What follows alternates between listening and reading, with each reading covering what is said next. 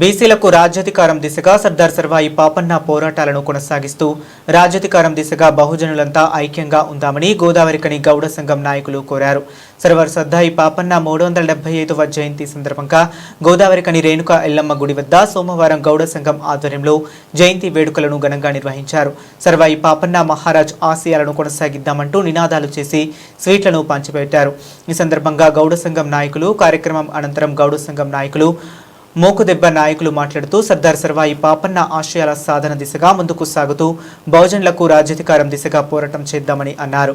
బహుజనులకు రాజ్యాధికారం కావాలని 300 సంవత్సరాల కిందట 12 మందితో సైన్యం ఏర్పాటు చేసుకుని బహుజనులు అందరినీ కలుపుకొని సైన్యాన్ని పెంచుకుంటూ మొఘల్ సామ్రాజ్యంపై దండెత్తి గోల్కొండ కోటను పాలించారని తెలిపారు. సర్దార్ సర్వాయి పాపన్న వీరోచిత్వాన్ని ధైర్యాన్ని అనుసరిస్తూ గౌడ కులస్తులంతా ఐక్యంగా ఉండాలని అన్నారు.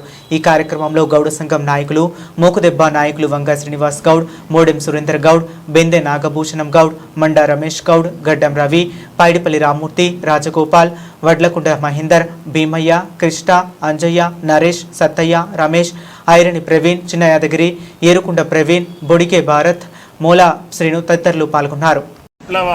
బహుజన నాయకుడైనటువంటి సర్దార్ సర్వాయి పాపన్న 375వ జయంతి కార్యక్రమానికి విచ్చేసిన సర్వాయి పాపన్న వారసులందరికీ నమస్కారాలు తెలియజేస్తూ, బహుజన నాయకునిగా సబ్బండ వర్గాలను ఏకం చేసి 375 సంవత్సరాల క్రితమే ఐక్యతను ప్రదర్శించి యుద్ధంలో వీరోచితంగా పోరాడి స్వాతంత్రాన్ని సమకూర్చినటువంటి మహానాయకుని ఆశయాలను మన ప్రాంతంలో కూడా అందరినీ ఏకం చేస్తూ మన హక్కుల కోసం, మన సామాజిక భద్రత కోసం, ఆర్థిక ఎదుగుదల కోసం ప్రతి ఒక్కరము చేయి గెలిపి నడపాలని, వారి ఆశయాలను కొనసాగించాలని సబ్బండ వర్గాలకు విజ్ఞప్తి చేస్తూ సర్దార్ సర్వాయి పాపన్న జయంతి శుభాకాంక్షలు తెలియజేస్తూ ఈ ప్రాంత ప్రజలందరికీ శుభాకాంక్షలు, ధన్యవాదాలు. జై గౌడన్న.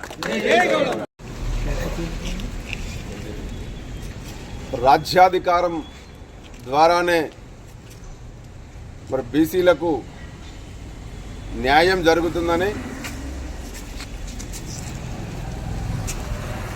300 సంవత్సరాల క్రితమే మొఘల్ సామ్రాజ్య పాలనలో మరి అప్పుడు జరుగుతున్న సంఘ విద్రోహులకు వ్యతిరేకంగా, అప్పుడు జరుగుతున్న అరాచకానికి వ్యతిరేకంగా మరి సర్దార్ సర్వాయి పాపన్న ఒక గెరిల్లా సైన్యాన్ని తయారు చేసి మరి మొఘల్ సామ్రాజ్యం పైనే ఒక యుద్ధం ప్రకటించినటువంటి ఒక మహావీరుడు, మహాయోధుడు సర్దార్ సర్వాయి పాపన్న. మరి వారు వరంగల్ జిల్లా కిలాసపురంలో మరి జన్మించి మరి అక్కడి నుండే చాకలి, మంగలి మరి బీసీ కులాలైనటువంటి మరి తనతో వచ్చినటువంటి స్నేహితులతో దాదాపు 10,000 సైన్యాన్ని సమకూర్చి మరి గోల్కొండ కిలాను జయించి అనేక సంస్థానాలను కొల్లగొట్టి మరి దాని ద్వారా వచ్చిన సంపదనంతా కూడా మరి బడుగు బలహీన వర్గాల బీసీలకు పంచి మరి తద్వారా రాజ్యాధికారం చేపట్టాలనేటువంటి ఒక ఉద్దేశంతో, బీసీలకు రాజ్యాధికారం రావాలనే ఉద్దేశంతో మరి ఆనాడు రాజ్యాధికారం కోసం కొట్లాడినటువంటి ఒక మహావీరుడు మరి మన సర్దార్ సర్వాయి పాపన్న. సర్దార్ సర్వాయి పాపన్న మరి గౌడ కులస్తుడై ఉన్నందుకు, గౌడ కులంలో పుట్టినందుకు గౌడులమై ఉన్న మేమందరం కూడా మరి గర్విస్తున్నాం. మరి వారి ఆశయాలకు అనుకూలంగా మరి వారి ఆలోచన విధానాన్ని మరి ముందుకు తీసుకువెళ్లేందుకు ప్రతి గౌడు కూడా ప్రయత్నించాలని, ఐక్యతతో ఉండి మరి రాజ్యాధికార దిశగా మనకున్నటువంటి